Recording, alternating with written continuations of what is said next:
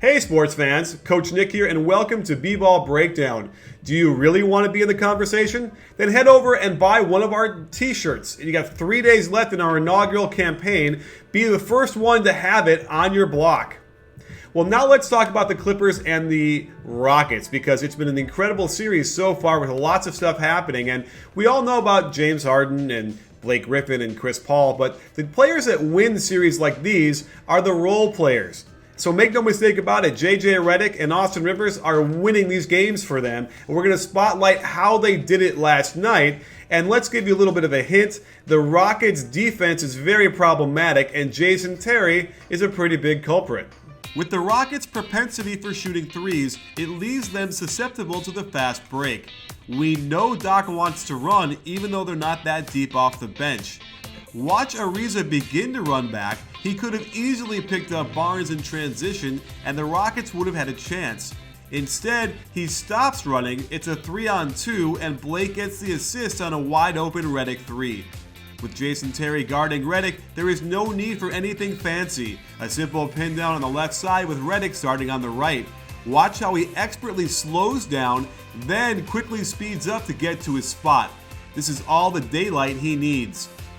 Ariza struggled defensively all night trying to guard Chris Paul, and as Redick gets another pin down from Jordan, who gets a little hippie on the down screen, Ariza must jump over to help contest, especially off Chris Paul, who is clearly ailing with his bad hamstring. Redick has run a clinic on how to run pinch post action for shots, and Terry needs to chase him around this handoff since going under just invites shots like this. Even when Terry did defend these handoffs correctly, you always want to make Redick dribble the ball. He got into the lane, nice little pass fake, and Terry doesn't have the length or athletic ability to affect this runner.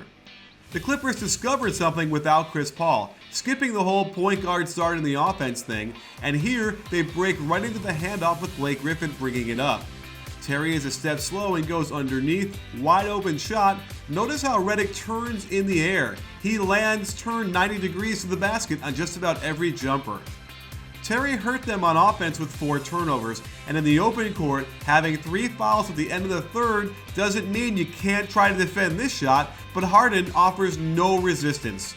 This looked to be Prigioni freelancing a double team since there is very little effect he'd have trying to pressure a guy 6 inches taller than him.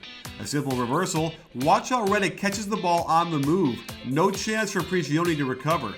And you might not consider this lucky, but it's certainly a creative, off-footed, awkward runner over Dwight off the glass. The Rockets' pick and roll defense was terrible all night. Ariza gets credit for being a good defender, but he didn't know how to guard CP3 in the pick and roll, and his effort wasn't good as he kept getting hung up on the screen. And even when he did okay with his footwork and positioning, CP3 uncorks this beauty of a bounce pass and Dwight doesn't challenge. Out of horns, Terry doesn't want to bump down to Blake because he's afraid of Redick's shooting. But if Brewer insists on running to CP3, even though Dwight has stepped up to contain, we'll see awesome passes like this all series long. Doc Rivers' strength is understanding where to put his players and how to exploit that position. The Rockets switch these pick and rolls way too easily, and now that Prigioni is on Blake, it forces Brewer to rotate. A simple pass to Redick and he gets the wide open corner 3. With Chris Paul ailing with that pulled hamstring, getting production from Austin Rivers is vital to the Clippers' success. And he's still feeling himself out there. Good to see him be aggressive out of horns, but I suspect Doc will point out that a 23-footer with 16 on the clock isn't the best shot they can get. Doc keeps tinkering with his lineups, going to this one for the first time all playoffs with 3 guards and Hawes and Big Baby. Not much offense here, and catching this off the hop, pausing, then shooting a 3 has got to be one of the toughest shots you can take, but this is a special night for Austin Rivers.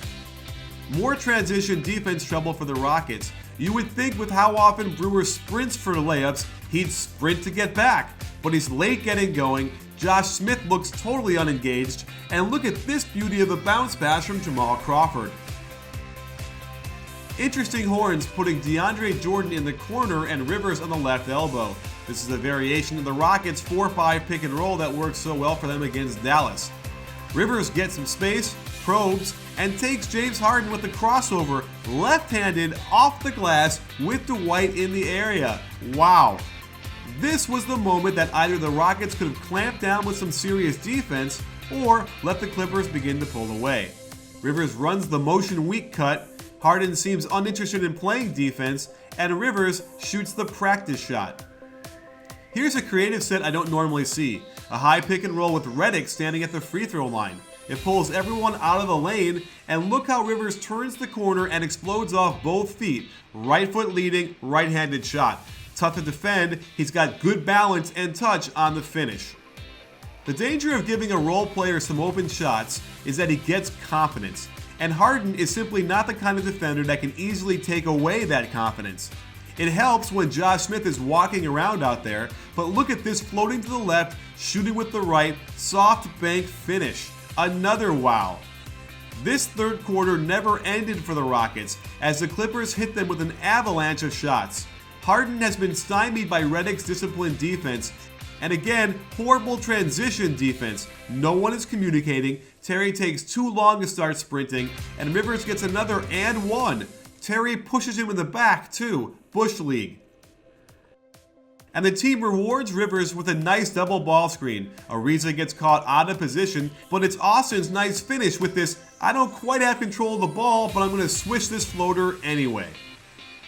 This is one time where you can be dad and not just coach. Oh no, I like it. So there you have it, sports fans. You would think that in the middle of a really tough second round matchup, you would have no problem getting your players to play as hard as they can. But we're seeing some instances where players are not giving all out on the Rockets, and it's very frustrating because you want to see them play as hard as they can. We want to get a good game, not blowouts. That said, it was really terrific to watch Austin Rivers really, get confidence and score those baskets. And it's also definitely a Doc Rivers over a Coach McHale thing here. I really like how Doc Rivers is manipulating the pieces on the chessboard and getting them into positions where they're getting great shots. So keep your eye out for all of that stuff happening for Game 4 in LA, and we'll see what happens. But it really feels like the Clippers are on their way. They're destined for the finals, perhaps. We shall see. And don't forget, sports fans, at BBallBreakdown, we're not a channel, we're a conversation. You in?